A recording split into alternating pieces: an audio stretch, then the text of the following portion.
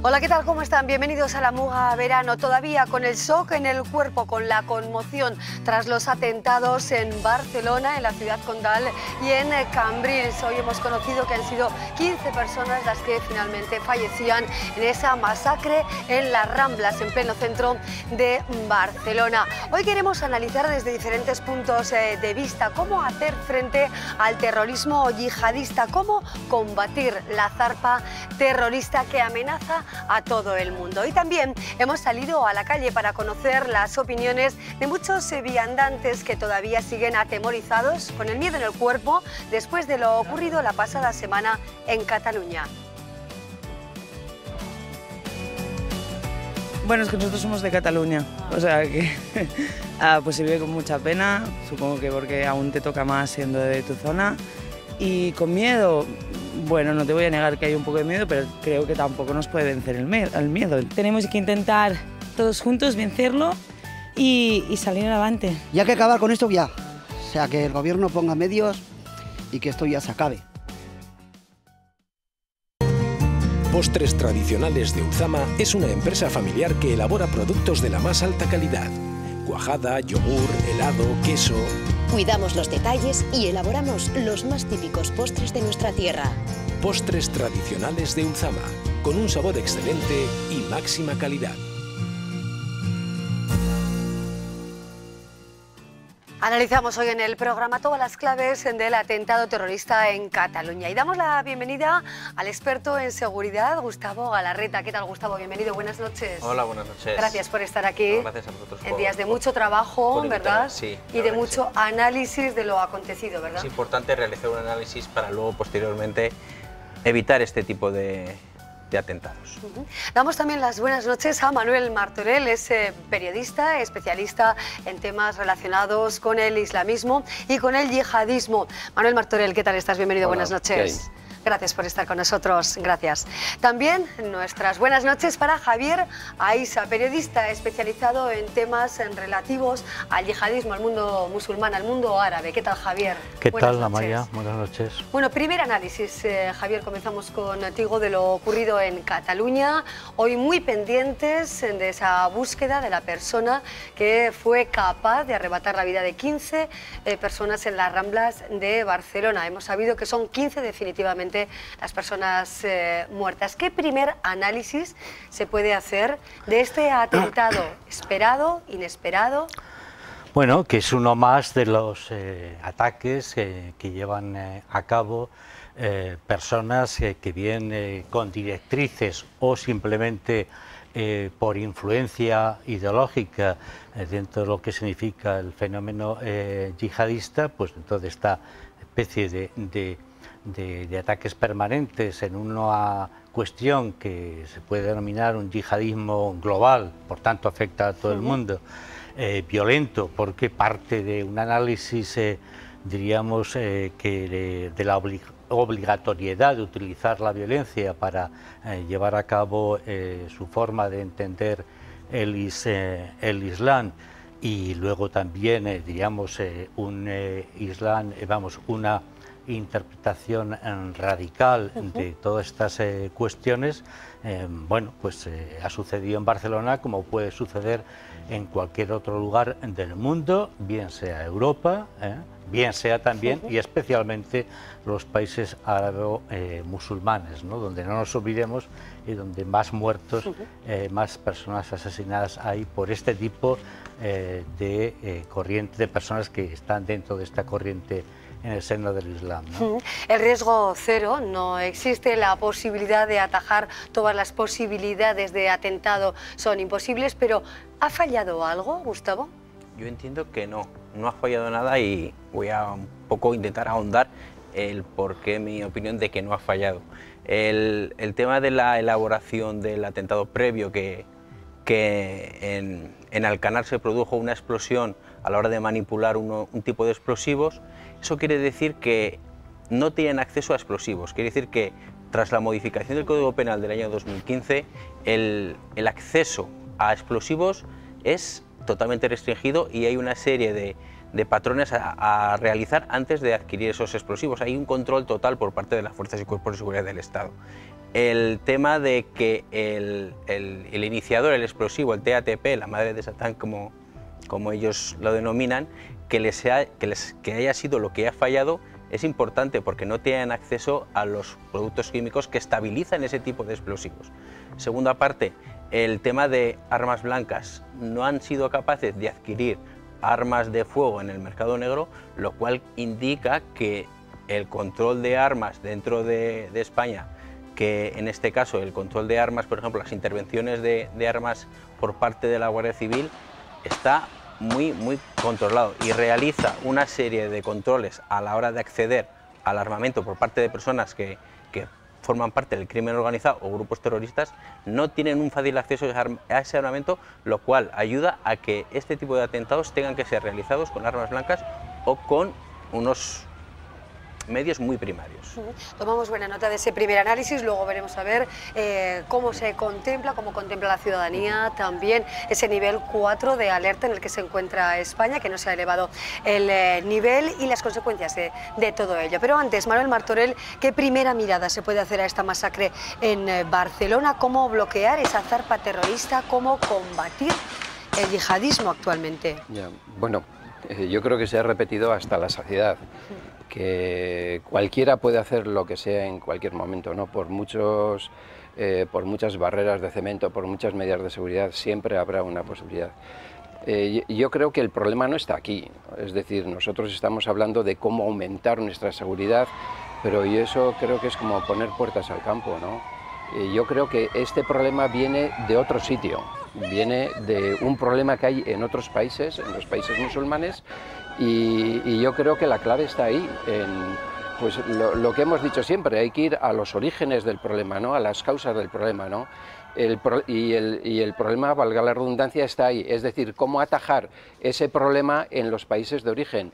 Claro, eso nos coloca en una situación de tener una estrategia de perspectiva, de futuro, en el que tiene que estar implicada todo el mundo. Es decir, yo estoy convencido de que en la medida de que en Oriente Medio y en otros países, por ejemplo en la zona del Magreb, haya una situación de estabilidad, de desarrollo, o unas condiciones de vida mejores, y yo creo que las cosas bajarán. Y creo que el que se esté usando un armamento de este tipo tan primario, ¿no? Como cuchillos o bombonas, machetes, y tal, eso es. Creo que indica también un estado como de debilidad. Los primeros atentados del Estado Islámico no eran así, eran comandos, había muchas armas. Yo creo que de alguna forma este atentado y los últimos que está habiendo son como una venganza por lo que está ocurriendo tanto en Siria como en Irak, ¿no? Donde es obvio que el Estado Islámico por ahora está siendo derrotado. Sí, vamos a dar la bienvenida a Javier, Gustavo y Manuel, y a ustedes también, por supuesto. Vamos a escuchar ahora mismo y dar las buenas noches a Javier Lesaca. Él es periodista navarro, especialista en yihadismo, y precisamente este fin de semana, o pocas horas después, ¿no?, del atentado, escribía y hablaba de la seducción global del terrorismo. Javier Lesaca nos atiende desde Washington. ¿Qué tal, Javier? Bienvenido, muy buenas noches. Hola, ¿qué tal? Muy buenas noches. Un saludo muy afectuoso a todos. Muchas gracias, Javier, por atendernos. Pedíamos el primer análisis a los tres expertos con los que contamos hoy en nuestro plató. ¿Cuál es la primera mirada que haces desde allí, desde Washington, a lo sucedido en España, en Cataluña, en Barcelona? ¿Y por qué hablas precisamente de esa seducción global del terrorismo? Bueno, el fenómeno de la seducción global, lo he analizado en un libro que justamente acabo de publicar, el de Armas de Seducción Masiva, donde precisamente lo que he hecho ha sido analizar los 1.350 vídeos que Daesh ha publicado en los últimos 3 años. Estamos hablando de una campaña de comunicación masiva, probablemente solamente en magnitud mayor que cualquier Estado, mayor que cualquier institución pública, mayor que cualquier organismo multilateral, y que está encaminada precisamente a generar atentados como el que hemos visto en Barcelona. O sea, no quiero decir que simplemente por ver un vídeo se acabe cometiendo un atentado, pero sí que Daesh, como bien ha dicho un experto, uno de los invitados, al que no sé exactamente su nombre, pero decía con muy buen criterio que efectivamente estamos ante un nuevo tipo de terrorismo que ya no está ligado tanto a estructuras tradicionales, ¿no?, a grupos, a células que viajan, que van, que vuelven, que tienen organización, una logística, sino que son grupos, digamos, que se inspiran, se autorradicalizan, se inspiran en esta comunicación que ha hecho el Estado Islámico y acaban cometiendo atentados como el de Barcelona. No es casualidad, creo que es un hecho relevante. El 26 de noviembre del año 2016, precisamente Daesh empieza una campaña de comunicación muy particular pidiendo a sus seguidores por todo el mundo, lo hacen en inglés y en francés, que dejen de ir a Irak y Siria y que empiecen a atentar en sus lugares de origen y que lo hagan utilizando cuchillos, vehículos y armas y bombas de fabricación casera. Y lo hacen, además, es un video tutorial que después va evolucionando también hacia otras plataformas de comunicación, en el que explican cómo alquilar un vehículo sin levantar sospechas, cómo robar un vehículo, cómo atropellar a personas de la manera más eficaz.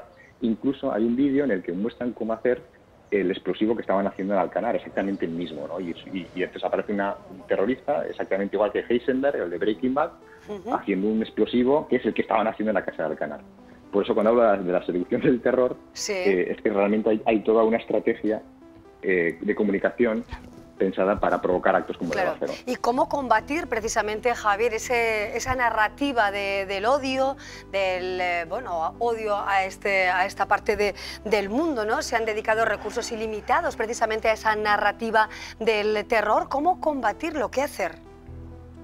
Es muy complicado, la verdad. No voy a negar todo. Hay muchísimas personas pensando en esto y la verdad que es muy complejo. En primer lugar, lo que tenemos que tener, el primer reto es la narrativa que hagamos, si nos proponemos hacer una, en torno a qué valores.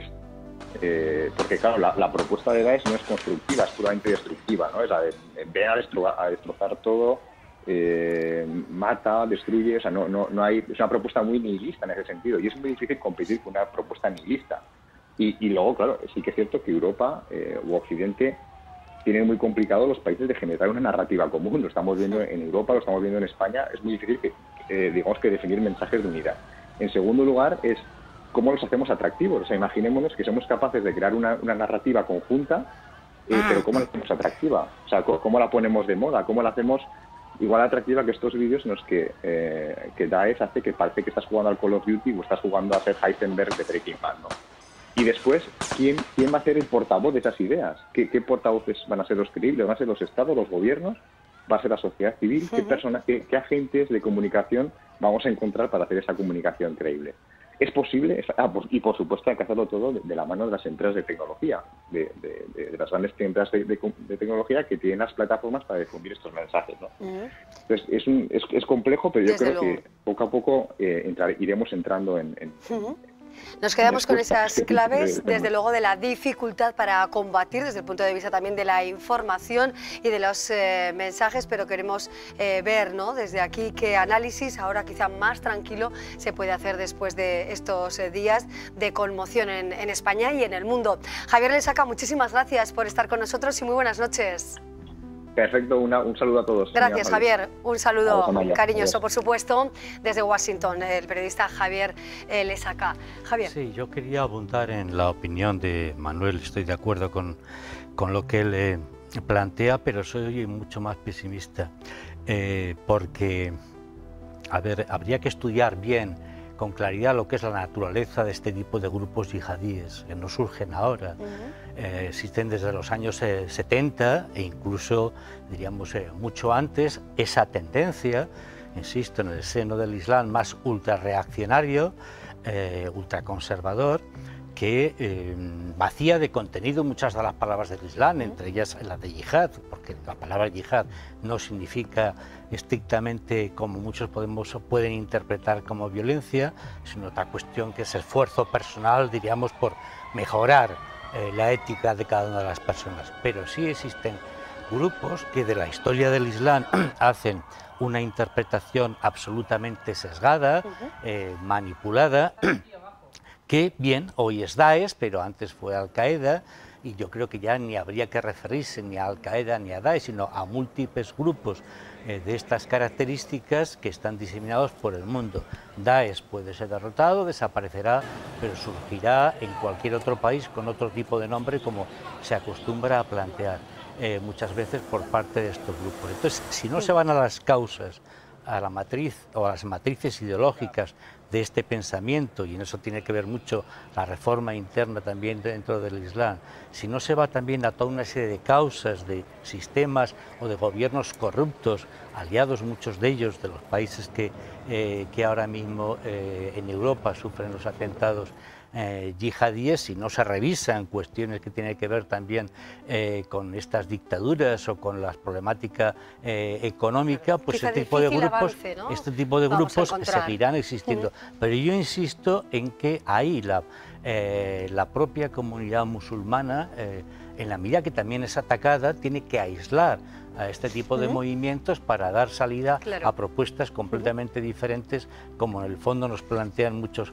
musulmanes a las manifestaciones, ¿no? Diciendo que Islam es precisamente paz, ¿no? Eso es, Javier. Queríamos hoy también hablar de este asunto, porque desde luego que ha sido noticia en las redes o motivo de comentarios múltiples. Deben salir los musulmanes en concentraciones, deben protestar, deben dar la cara, como dicen algunos, para decir que están en contra de lo ocurrido en Barcelona. Manuel. Hombre, yo creo que lo hacen, ¿no? Lo hacen de una forma continua, o sea, cada vez, y lo escenifican, y bueno, como también se sabe, ellos son los que están combatiendo contra el Estado Islámico. Es decir, los que están muriendo no son los occidentales. Aquí nos toca de vez en cuando, pero en Irak, en Siria y en otros países llevan muriendo jóvenes, hombres y mujeres musulmanes, de familias musulmanas, llevan muriendo pero por miles. O sea, yo de lo que conozco, por ejemplo, el compromiso del pueblo kurdo en la lucha contra el Estado Islámico, que está jugando un papel muy protagonista, se calcula como mínimo en estos 3 años hay 4.000 jóvenes, hombres y mujeres, de familias musulmanas, que son los que han muerto luchando contra el Estado. Y no digamos nada a los civiles que han sido asesinados o que han muerto en las campañas de limpieza étnica o de genocidio. Es decir, los musulmanes no solamente se manifiestan en Europa, los musulmanes son la primera línea, el principal dique en contra de estos movimientos radicales. Claro, consecuencias de lo vivido, la islamofobia, las conductas racistas que también estamos viendo, ¿no, Gustavo? Yo entiendo que España es una sociedad bastante madura. Desde el año 2004 sufrimos el zarpazo de lo que es los primeros atentados con un corte yihadista, y no ha habido grandes acciones en contra de mezquitas o contra la sociedad que profesa la religión musulmana. Entonces yo creo que es una sociedad madura que entiende que es una parte muy pequeña, anecdótica, de que hace una lectura muy sesgada, como decía Javier, de lo que es el Corán. Entonces, pues la sociedad española sabe de sobra que hay que apoyar al verdadero Islam, ¿no? al que se da todos los días ellos hablan de religión de paz, pero también hay que saber que, pues bueno, que hay que darles las herramientas necesarias para que ellos tengan la fuerza suficiente para su religión, ellos mismos aparten a las manzanas podridas que en nombre de Alá, muy mal hecho, lo que hacen es hacer una yihad internacional o global. ¿De acuerdo? Anteriormente decía Javier Lesaca que el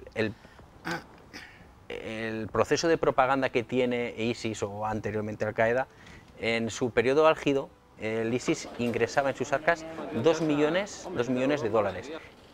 Gran parte de ese 2 millones de dólares diarios lo invertían en lanzar el mensaje a través de redes sociales o a través de sus propias empresas de difusión. Entonces, ese mensaje, esa contranarrativa, también hay que lanzarla, también yo entiendo, desde los centros de oración, las mezquitas que hay aquí en Europa. Esa es mi opinión, ¿no? Que yo creo que también se les puede dotar a ellos de herramientas de una contranarrativa de ese mensaje tan apartado de la realidad. Estamos viendo imágenes precisamente del pacto contra el yihadismo, reunidos los partidos políticos con el ministro del Interior.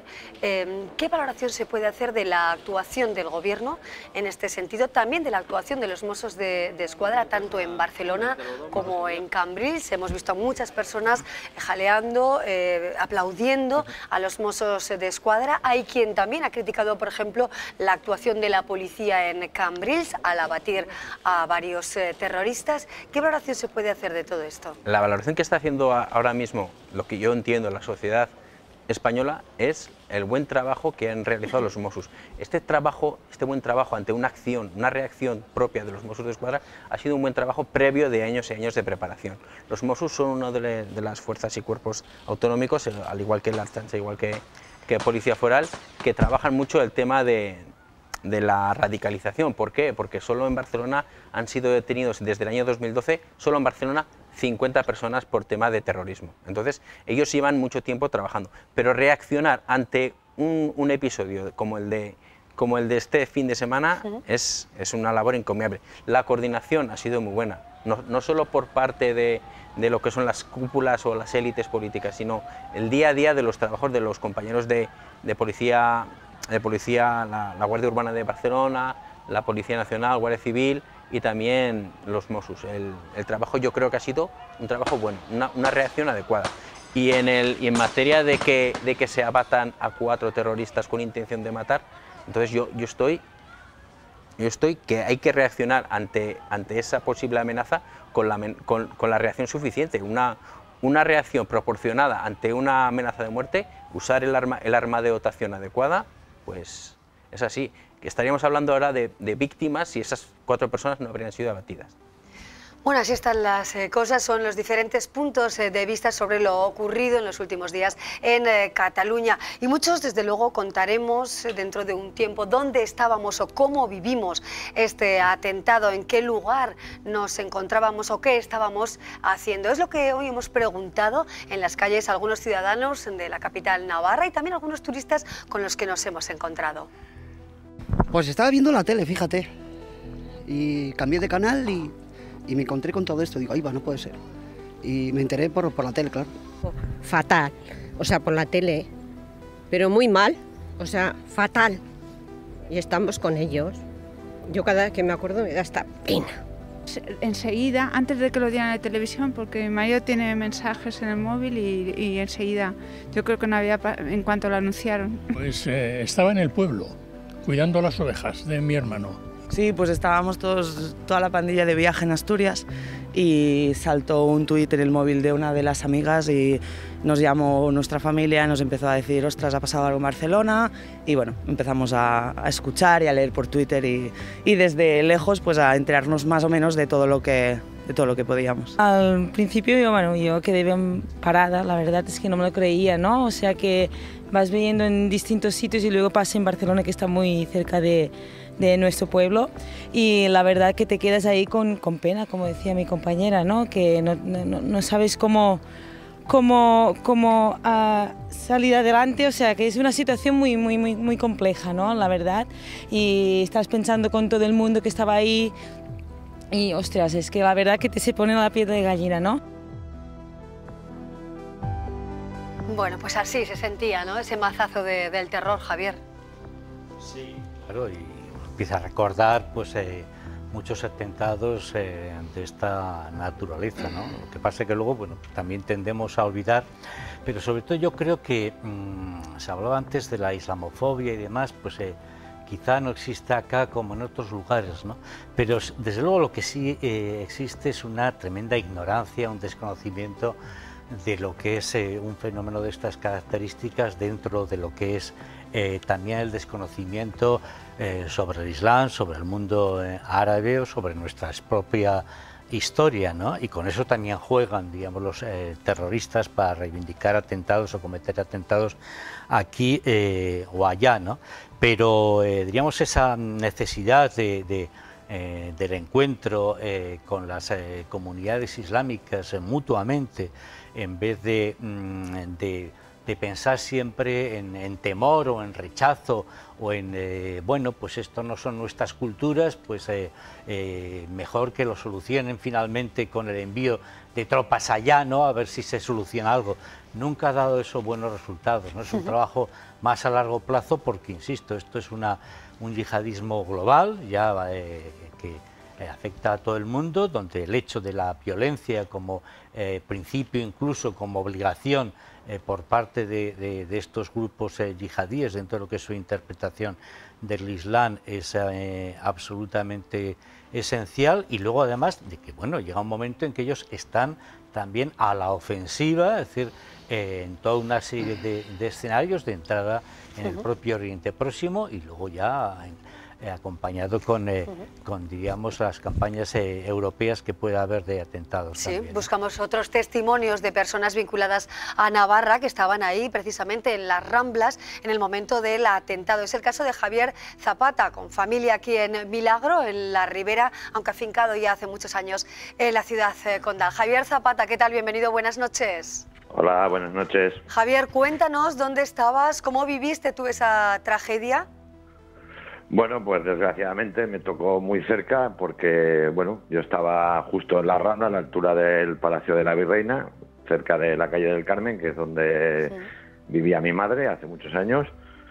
Y nada, yo pasaba por allí porque iba precisamente a un estanco muy popular que hay en la Rambla, que es Jimeno, a comprar tabaco, y justo en ese momento, pues bueno, ocurrió el atentado. Vamos, nos pasó la furgoneta por el medio de la Rambla y con los desgraciados consecuencias que ha traído, claro.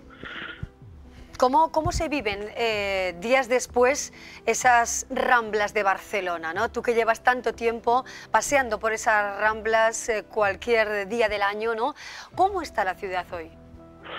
Pues la verdad que, si te digo la verdad, es que es una sensación un poco rara, porque ya desde el mismo día siguiente hasta hoy mismo, o sea, la Rambla enseguida recuperó, digamos, la vida habitual que tiene. Es una calle que, imaginaos, pues no sé cómo decirte, es como cuando estás en esta feta en San Fermín, es que está siempre lleno de gente. Bueno, pues sí, la Rambla es una calle que está siempre llena de gente, es desde primera hora de la mañana hasta ya bien entrada la noche, es una calle que siempre hay gente.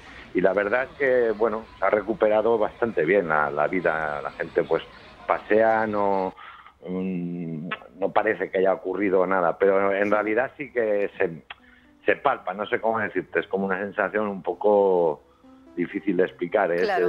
No es miedo, pero sí hay como una especie de pesadumbre un poco, ¿no? Eso es, la situación ha cambiado notablemente, ¿no? Te veíamos precisamente en el vídeo que acabamos de emitir ahora, estabas ahí y hay una polémica, ¿no? Lo comentábamos, bueno, pues en torno a todas las emisiones de vídeos de cualquier persona que quizá en vez de atender a los heridos se dedicó a grabar y luego emitirlo a través de las redes sociales. Javier, ¿cómo has vivido tú esta situación? Bueno, yo lo que te puedo decir es que pues el miedo va por barrios. No sé, yo en ese momento, cuando vi pasar la furgoneta y vi empezar a saltar la gente, pues claro, te quedas un poco de shock porque no entiendes lo que ha pasado, no sabes qué estaba ocurriendo, ¿no? Y empieza a llegar la policía y con pistolas en la mano y ametralladoras en la mano y claro, te quedas un poco en estado de shock, pero no sé, había mucha gente que se quedó allí pues a atender a los heridos. De hecho, yo estuve con un chico allí que era de Zaragoza, que era médico. Estuvimos con algunas personas que lamentablemente pues no se podía hacer nada por ellas porque ya estaban fallecidas. Y no sé, la reacción, eso supongo que cada persona reacciona de manera diferente. Así es. Pero sí que hubo mucha gente que nos quedamos allí. Ayudar. Sí, porque en ese momento es que, claro, no sabes qué hacer porque tampoco sabes si correr, para dónde corres, a dónde vas.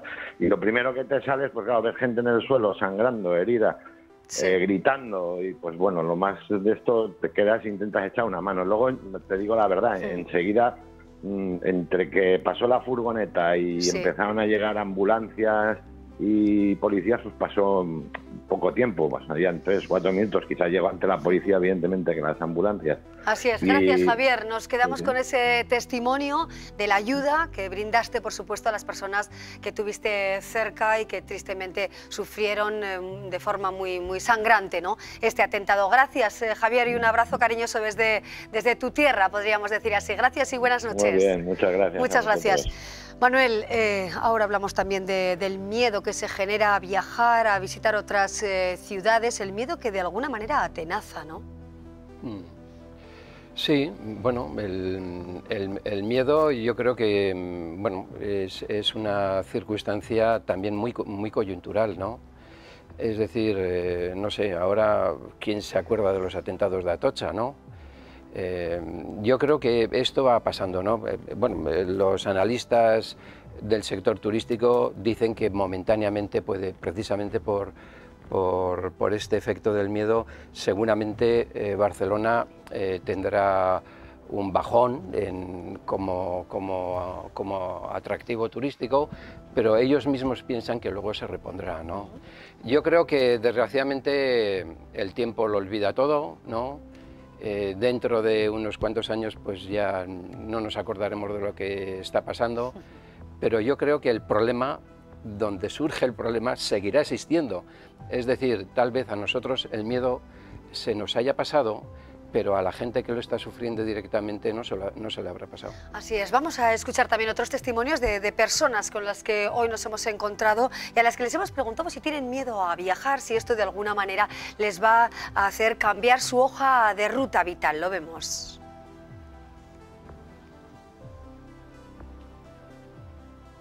No, con miedo no, pero antes teníamos que haberlo previsto. Miedo pues tienes que tener, pero a ver, todos nos vamos, entonces no puedes salir de casa. Si tienes miedo no puedes salir de casa, entonces ni puedes hacer nada. Porque vas por aquí y bueno, sabes lo que te vas a esperar, aunque Pamplona está muy tranquilo, porque ahora no hay nada, pero sí que da miedo, mucho miedo. No, aquí en Pamplona no hay miedo, ¿eh? Aquí no. En las grandes ciudades sí, pero aquí en Pamplona no.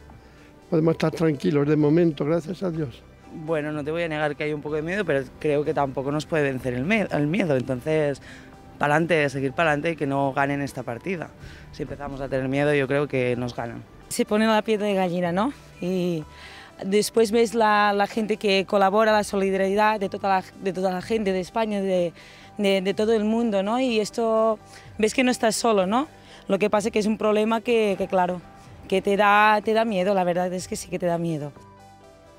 Bueno, ahí tenemos esas reacciones. Hoy también la gente nos decía, ¿no?, cómo no se calibró antes quizá el radicalismo del imán que instruyó a estas personas autoras del atentado. Es muy difícil el monitorizar, ¿no? Técnicamente se llama monitorizar a una persona que está en proceso de radicalización, pero es que el abanico es tan grande. Podemos hablar de radicalización express. Son personas que sin ningún tipo de asesoramiento o de catalizador de ninguna persona, ellas mismas en solitario, a través del visionado de vídeos, a través de redes sociales o canales propios de índole yihadista, ellos mismos son capaces de perpetrar un atentado.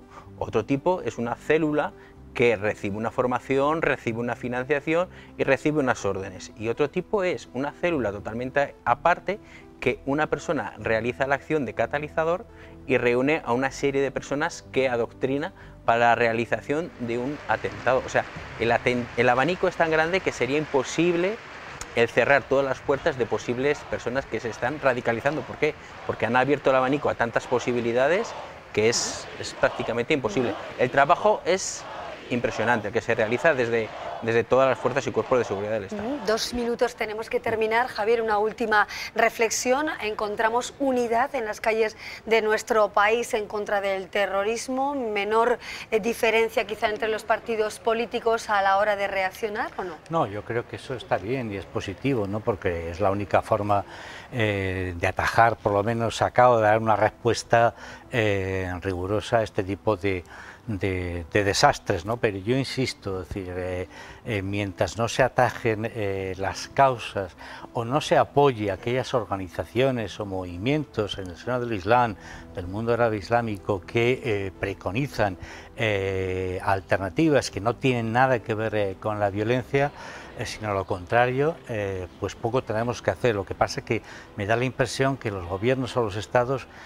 no tienen esa intención y bueno, dejan que las cosas sigan su curso y se vayan pudriendo cada vez un poquito más, ¿no? Sin una alianza internacional contra el autodenominado Estado Islámico, ¿podemos esperar otro atentado?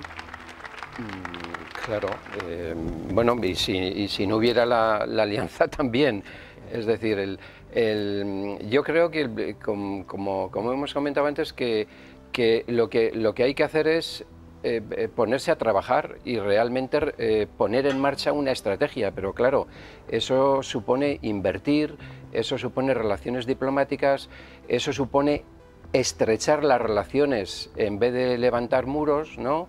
Y esto supone apoyar a todas aquellas organizaciones y grupos que allá, en el origen donde está el problema, quieren crear una forma de Islam más acorde de alguna forma con los derechos humanos o con la forma de pensar de todo el mundo, ¿no? Que eso es posible y hay gente que lo está defendiendo. Claro, muchas cuestiones revisables a nivel internacional para tratar de atajar ese golpe terrorista a nuestros países y al mundo. Gustavo Galarreta, muchísimas gracias por acompañarnos esta noche. Gracias Javier Aiza, Manuel Martorell, muchísimas gracias. Javier Resaca, que también nos ha acompañado hoy, Javier Zapata, otro de los testigos de esa masacre. Hacemos una breve pausa y seguimos con otros contenidos. Postres tradicionales de Ulzama. La leche de oveja es la materia prima de donde surgen estos deliciosos postres. Productos de la más alta calidad y únicos en el mercado a orillas del río Ulzama que da nombre a un valle rico en vegetación, en pastos, en agua y en ganado. Nuestras ovejas son nuestro principal activo. Postres tradicionales de Ulzama.